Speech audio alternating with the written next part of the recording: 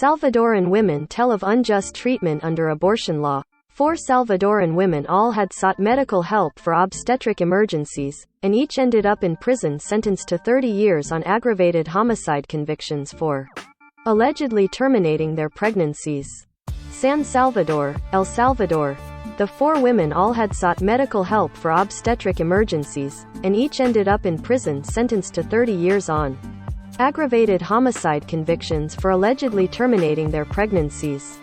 After spending a combined 4 decades behind bars in El Salvador, one of the 4 countries in the Western Hemisphere with total bans on abortions, they were recently released thanks to a campaign by human rights activists.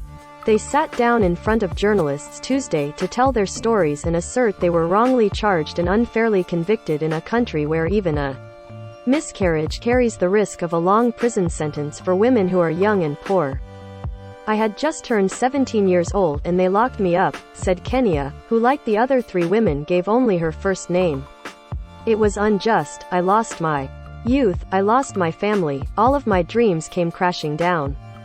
Kenya said she had called the local equivalent of 911, lost consciousness and woke up in a public hospital surrounded by police officers. One told me that he would make sure I rotted in prison and that's how it was, Kenya said. He was the main witness against me. It was his version against mine. It was hard. Now, 26, Kenya wants to make up for lost time. I got my family back and I don't want to stall. I want to keep studying, study English, perfect my cosmetology to be able to help my family, she said. Kenya was released January 17, after serving almost 9 years of her sentence. She was one of 5 women serving 30-year aggravated homicide sentences who President Nayib Bukele ordered released since December 23 under pressure from the online human rights campaign. Morena Herrera, director of the nonprofit Citizen Group for the Decriminalization of Abortion, which has been working to free women since 2009, said El Salvador's abortion ban doesn't punish all women, just those who are poor and can't afford good legal representation. Poor women, often with lower levels of education, have less access to healthcare and end up in the public health system where doctors and nurses are compelled to report suspected abortions. El Salvador has criminally prosecuted 181 women who experienced obstetric emergencies in recent decades. Since 2009, 62 women have been freed from prison. With the help of women's rights collectives, 12 remain in prison. The women spoke one day after Colombia's constitutional court legalized abortion up to 24 weeks. A number of Latin American countries have loosened restrictions in recent years under pressure from organized women's movements pushing the issue through their country's courts.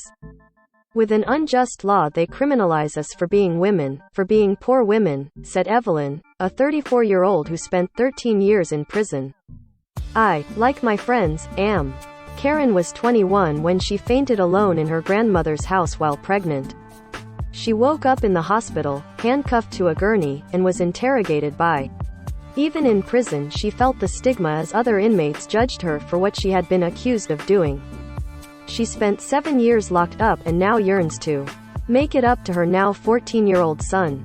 Elsie was a 28-year-old single mother working as a housekeeper when something went wrong with her pregnancy and she sought medical attention.